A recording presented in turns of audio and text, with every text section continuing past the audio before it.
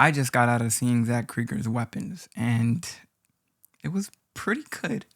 Let's jump into it. So yeah, this was the horror movie of the year, the horror epic that was hyped up from Zach Cregger after his last outing from Barbarian with Justin Long.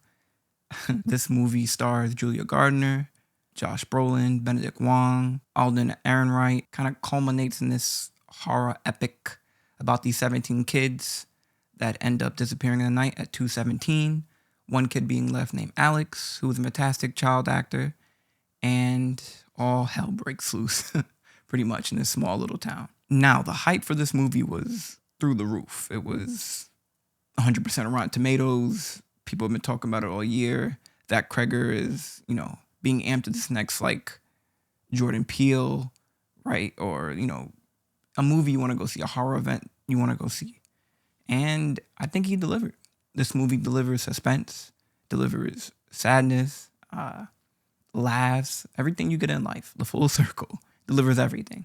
And I really do think the performances in the movie as well are pretty good. Julia Gardner specifically, Josh Brolin is really good. It's funny to think that was going to be Pedro Pascal. At least that's what I think Zach Cregger was talking about when he was... Anyway. But the movie has a nice build-up. It's not a slow movie. It's not at all. It's kind of long, right? 2 hours and some change. But the build-up, it gets there, right? Movie kind of breaks it up by separating our characters, and we're kind of viewing the story from their perspective. In the end, the movie ends up tying all of them together pretty much. And it was nice seeing everyone's different point of view of the events that were going on in this town and at the school. Also, what I liked is that we have an antagonist in the movie. There's a villain character. It's not like a, kind of like a Black Phone type of situation. There's not really like Black Phone. There's like a single entity in the movie where like it's a superhero type of movie per se. And all our characters are converging on this one thing that's happening, this one single person. And that was pretty cool to have an antagonist in the movie. Zach Cregger brings it, man. He's an all-star. He's directing suspense. I laughed a lot. It wasn't really horror. It was more creepy and eerie and very gory, that type of horror. The horror, psychological horror. Not really jump scare out your seat type of horror. And I think he delivered. Now, comparing his two films, I like the twist in Barbarian. I really do. But I do think this movie is a more well-crafted movie. I think because he had a lot more talent on the movie. And the premise alone, the kids disappearing in the night, the 2:17, I think that's amazing. And I really do think the movie delivered on that premise. Only negatives I can really think about is I do think some of the plot points were really weird. Concerning the antagonist character, I just think that wouldn't happen in my town. You know what I'm saying? Us, we would have found out. We'd have figured that out. We'd have found out exactly what was going on, who took them kids, who it was who took those kids. You'll know what I'm talking about when you see the movie. But yeah, that there's a really dream sequence that happens in the movie too. That one of my Twitter people I follow, Patrick Williams, I think. Patrick H. You know what I'm talking about, the YouTuber.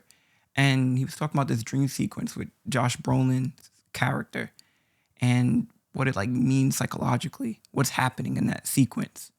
But it does, you do think about that sequence throughout the rest of the movie because it's what was that?